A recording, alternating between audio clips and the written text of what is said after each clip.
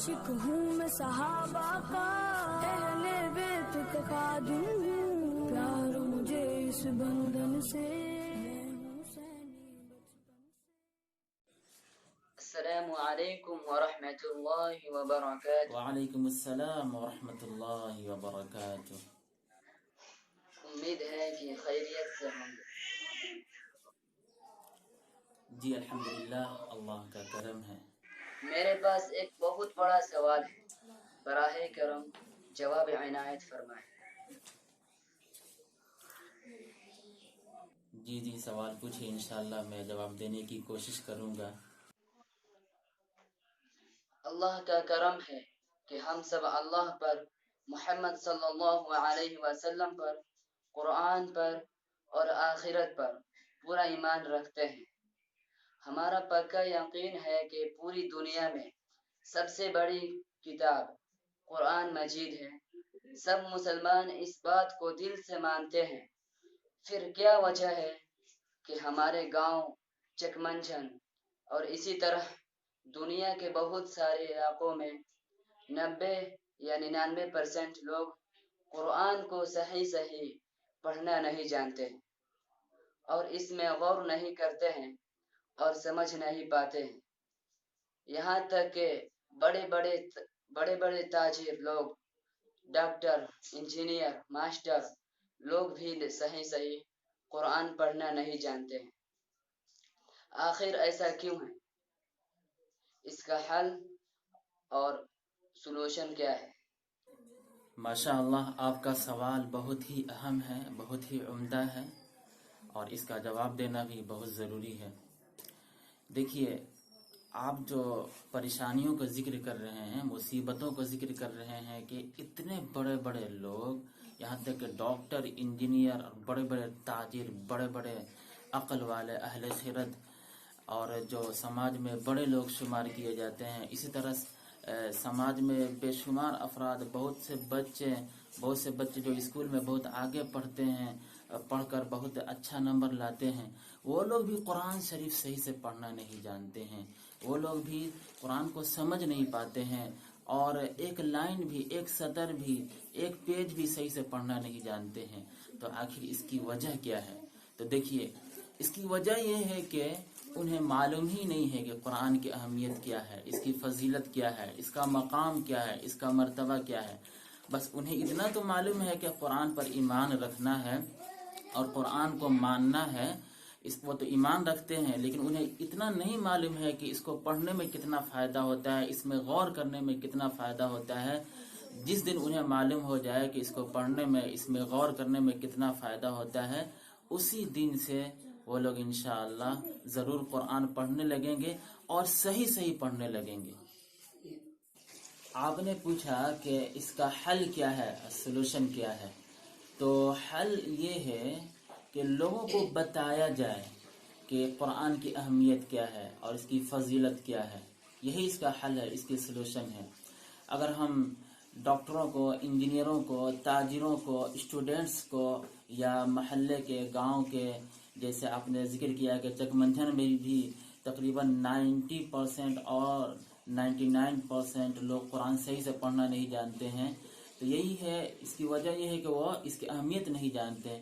जब वो अहमियत जान जाएंगे तो अगर आप बताएंगे, हम बताएंगे, उलमा बताएंगे कुरान की अहमियत को और फजीलत को, बस वो पढ़ने लगेंगे। जब वो पढ़ने लगेंगे तो बस देखिएगा कि कुछ ही दिनों में वो अच्छा कुरान पढ़ सकते हैं।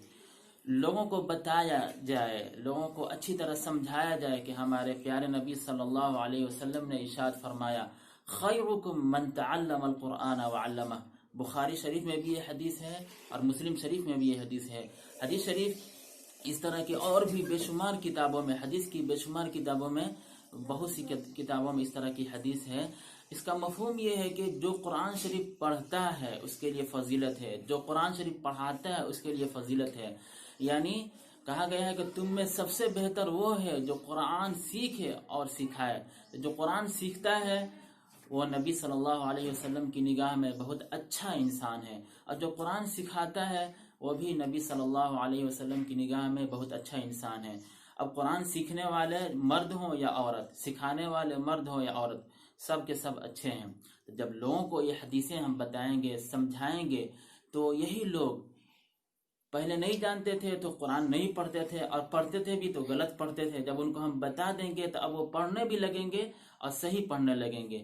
لوگوں کو یہ بتایا جائے کہ اے لوگوں، آپ لوگ اگر پڑھتے بھی ہیں تو غلط پڑھتے ہیں، تو کیوں غلط پڑھتے ہیں؟ حالانکہ پیارے نبی صلی اللہ علیہ وسلم فرماتے ہیں، اور ان سے بڑھ کر اللہ تعالیٰ فرماتے ہیں کہ قرآن صحیح صحیح پڑھنا ہے، سمجھ کر پڑھنا ہے. ظاہر سی بات ہے کہ شروع میں سمجھ نہیں سکتے ہیں، لیکن شروع میں تو پڑھ سکتے ہیں. پڑھتے جائیے، پھر آہستہ آہستہ سمجھتے جائیے. جب ہم اللہ کی بات کو مانیں گے، نبی صلی اللہ علیہ وسلم کی بات کو مانیں گے، تو بس پڑھنے بھی لگیں گے، سمجھنے بھی لگیں گے. لوگوں کو جب ہم یہ بات بتائیں گے کہ اللہ کہہ رہا ہے پڑھنے کے لیے صحیح صحیح، نبی صلی اللہ علیہ وسلم کہہ رہے ہیں قرآن پڑھنے کے لیے صحیح صحیح، جب لوگوں کے دلوں میں یہ بات بڑھ جائے گی تو پھر دیکھیے گا کہ پھر کیا معاملہ ہوگا. یہ جو ڈاکٹر ہیں، انجینئر ہیں، انہیں معلوم ہے کہ ڈاکٹری میں فائدہ ہے، پیسے کما سکتے ہیں، خدمت بھی کر سکتے ہیں، انجینئرنگ کرنے میں بہت پیسے کما سکتے ہیں.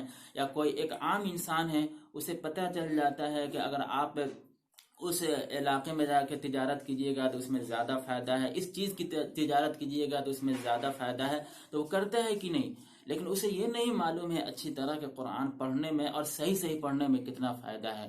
اگر آپ انہیں بتائیں گے کہ قرآن پڑھنے میں فائدہ ہے اور صحیح صحیح پڑھنے میں فائدہ ہے، تو بس دیکھیے گا کہ وہ انسان، بلکہ جتنے بھی لوگ بات کو سمجھیں گے، تمام لوگ، تمام بچے پڑھنے لگیں گے. پھر ماحول ہی کچھ الگ ہوگا. بہت سے لوگ تو قرآن پڑھتے ہیں، 10 ختم کیے ہیں، لیکن جب آپ سنیں گے، ہم سنیں گے، تو ایک لائن بھی صحیح نہیں پڑھ پاتے ہیں. کہاں پہ کھینچنا ہے، کہاں پہ نہیں کھینچنا ہے ان کو معلوم ہی نہیں ہے. جہاں پہ نہیں کھینچنا ہے وہاں پہ کھینچ دیتے ہیں، جہاں پہ کیا کرنا ہے اور کیا نہیں کرنا ہے انہیں معلوم ہی نہیں ہے. جہاں پہ ناک میں آواز لے جانی ہے وہاں پہ لے جائیں گے ہی نہیں، جہاں پہ نہیں لے جانا ہے وہیں پہ وہ ناک میں آواز لے جائیں گے، تو غلط ہو جاتا ہے. اور نبی صلی اللہ علیہ وسلم اس طرح نہیں چاہتے تھے. وہ چاہتے تھے کہ کہاں پہ کھینچنا ہے، کہاں پہ نہیں کھینچنا ہے، اس طرح پڑھا جائے. تو لوگوں کو یہ مسئلہ بتایا جائے کہ قرآن شریف کو صحیح صحیح پڑھنا ضروری ہے. قرآن شریف پڑھنا ضروری ہے. دیکھیے، قرآن شریف پر ایمان رکھنا ضروری ہے، قرآن شریف صحیح صحیح پڑھنا ضروری ہے. لوگوں کو یہ بتا دیا جائے. صرف پڑھنا ضروری نہیں ہے بلکہ صحیح صحیح پڑھنا ضروری ہے. اگر قرآن شریف کوئی غلط پڑھتا ہے تو گناہ کا کام کرتا ہے. قرآن اگر کوئی غلط پڑھتا ہے تو گناہ کا کام کرتا ہے. یہ لوگوں کو بتا دیا جائے. لوگوں کو یہ بھی بتایا جائے کہ اب کوئی یہ سمجھے کہ ہم قرآن پڑھ بھی نہیں کریں گے، اس لیے کہ پڑھیں گے تو غلطی ہو جائے گی، تو گناہ ہو جائے گا. تو ایسا نہیں ہے، بلکہ پڑھنا ہے، سیکھنا بھی ہے. سیکھیے اور پڑھیے، سیکھیے اور پڑھیے. اگر سوچیں گے کہ نہیں ہم سیکھ بھی نہیں کریں گے اور پڑھ بھی نہیں کریں گے تو یہ بھی گناہ کا کام ہے. آپ کو سیکھنا بھی ہے اور پڑھنا بھی ہے. اگر سیکھ رہے ہیں پھر پڑھ رہے ہیں، غلطی ہو جائے گی، اللہ تعالیٰ معاف کریں گے، اللہ سے معافی مانگیے. لیکن سیکھیں گے ہی نہیں، بالکل نہیں سیکھیں گے اور نہیں پڑھیں گے تو یہ گناہ ہے. اب بغیر سیکھے ہوئے پڑھیں گے، غلط سلط پڑھیں گے تو یہ بھی گناہ ہے. اس لیے اصل مسئلہ یہ ہے کہ قرآن شریف سیکھنا ہے اور صحیح صحیح سیکھنا ہے اور پڑھنا ہے. جب لوگوں کو یہ مسئلہ بتا دیجیے گا تو لوگ انشاءاللہ قرآن شریف صحیح صحیح پڑھنے لگیں گے اور غور بھی کرنے لگیں گے. اور لوگوں کو یہ بتا دیا جائے کہ اس میں دنیا کا بھی فائدہ ہے اور مرنے کے بعد تو جو فائدہ ہے بہت زبردست فائدہ ہے. تو لوگ تو ٹوٹے پڑیں گے، اسٹوڈنٹ، بچے، ڈاکٹر وغیرہ، کسان، سب لوگ ٹوٹے پڑیں گے کہ ہم بھی قرآن سیکھیں گے. یہاں تک کہ 50-60 سال کی عمر کے بھی جو لوگ ہیں وہ لوگ بھی ٹوٹے پڑیں گے کہ ہم بھی قرآن شریف سیکھیں گے. آپ نے جو تذکرہ کیا چک منجن کے گاؤں کا، دیکھیے گا کہ چک منجن کے گاؤں میں بھی بچہ انشاءاللہ ایک دن قرآن سیکھنے لگے گا اور دنیا کے چپے چپے میں، علاقے میں لوگ قرآن شریف سیکھنے لگیں گے اور اچھی طرح پڑھنے لگیں گے اور غور کرنے لگیں گے. ایک سما کچھ اور ہوگا، ایک ماحول ہی کچھ اور ہوگا، بہت پر رونق ہوگا، بہت پر نور ہوگا. اس سلسلے میں ایک بات یہ بھی ذہن میں رکھنی چاہیے کہ جو لوگ بھی قرآن صحیح پڑھنا جانتے ہیں، جو عالم ہیں، حافظ ہیں، قاری ہیں، یا اگر پوری طرح حافظ نہیں ہے، مکمل حفظ نہیں کیے قرآن شریف، لیکن کچھ پارے وہ جانتے ہیں، حفظ کیے ہیں اور اچھی طرح پڑھنا جانتے ہیں، تو انہیں چاہیے کہ 10 بچوں کو، 15 بچوں کو، یا جتنا بھی وہ پڑھا سکے پڑھائیں. جیسے اسی گاؤں میں، چک منجن گاؤں میں کتنے لوگ ہیں جو عالم ہیں، کتنے حافظ ہیں. جیسے الحمدللہ میں بھی بچوں کو پڑھاتا ہوں، میرے والد صاحب ہیں. اس طرح اس گاؤں میں مولانا حسن، حضرت مولانا حسن ندوی صاحب دامت برکاتہم ہیں، وہ عالم ہے، بہت بڑا عالم ہے. اسی طرح ان کے کئی بچے حافظ بھی ہیں اور عالمیت کی بھی پڑھائی پڑھے ہوئے ہیں. تو اگر سب لوگ مل جل کر پڑھانے لگیں، کچھ لوگ ہر ایک آدمی، ہر ایک حافظ صاحب کچھ بچوں کو پڑھانے لگے. اسی طرح واعظ الحق بھائی ہیں تو وہ بھی پڑھاتے ہیں ماشاءاللہ بچوں کو. اسی طرح سب لوگ اگر پڑھانے لگیں گے 10 بچوں کو، 15 بچوں کو، تو پھر ماحول ہی کچھ اور ہوگا. چند ہی دنوں میں بچے اچھی طرح پڑھنا سیکھ لیں گے. یہاں پہ ایک بات ضرور یاد رکھنی چاہیے کہ جو لوگ مالدار ہیں تو ظاہر سی بات ہے کہ انہیں تو کچھ ہدیہ دینا چاہیے حافظ صاحب کو. حافظ صاحب اگر پڑھا رہے ہیں تو ان کے اوپر بھی تو ذمہ داریاں ہیں، گھر کی ذمہ داریاں ہیں، اخراجات ہیں، خرچ ہیں، ماں باپ ہیں، بھائی بہن ہیں وغیرہ. تو ان کو بھی تو پیسے کی ضرورت ہے. تو اگر پورا وقت پڑھانے میں لگا دیں گے تو پھر پیسے کہاں سے کمائیں گے؟ اسی لیے ضروری ہے ان لوگوں پر جو لوگ پڑھتے ہیں. ظاہر سی بات ہے جب وہ لوگ سمجھ لیں گے اہمیت کو تو وہ پڑھبے کریں گے، بالکل پڑھیں گے قرآن شریف. جب وہ پڑھیں گے تو ان کے اوپر یہ ایک لازم ہے کہ ہدیہ دیا کریں. فیس تو نہیں ہوتا ہے لیکن ہدیہ دیا کریں حافظ صاحب کو، عالم صاحب کو، قاری صاحب کو. اور حافظ صاحب کے لیے بھی ضروری ہے کہ کچھ لوگ غریب ہیں تو غریبوں کو فری میں پڑھائیں. اس لیے کہ اصل میں قرآن شریف کو بڑھانا ہے، آگے بڑھانا ہے. تو جو لوگ غریب ہیں ان کو فری میں پڑھائیں، اور جو لوگ امیر ہیں تو ان کو سمجھائیں کہ اگر آپ اس میں تعاون کریں گے، سپورٹ کریں گے، آپ کو ثواب ملے گا. جب اس سسٹم سے ہم کام کریں گے تو دیکھیے گا کہ حافظ صاحب کی بھی ضرورت پوری ہوگی، اور جو پڑھانے والے ہیں، جتنے بھی پڑھانے والے ہیں ان کی ضروریات پوری ہوگی. جو گاؤں کے جو افراد ہیں، ڈاکٹر، انجینئر وغیرہ جو بھی ہیں، جو کسان ہیں، جو مالدار ہیں، جو غریب ہیں، سب لوگ قرآن پڑھنے لگیں گے. مالدار تو پڑھیں گے اور ہدیہ بھی دیں گے، اس لیے کہ ان کے پاس تو کمی نہیں ہے. جو غریب ہیں وہ پڑھیں گے لیکن کچھ نہیں دے پائیں گے، کوئی حرج نہیں، لیکن شوق سے پڑھیں گے. اور گاؤں کا بچہ قرآن پڑھنے والا ہوگا، بوڑھا بھی قرآن پڑھنے والا ہوگا، اچھی طرح قرآن پڑھنے والا ہوگا، اور ایک ماحول ہی الگ ہوگا.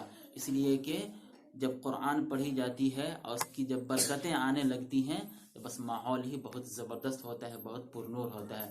بس انہی چند باتوں پر میں اپنی بات ختم کرتا ہوں. امید ہے کہ بات سمجھ میں آ گئی ہوگی.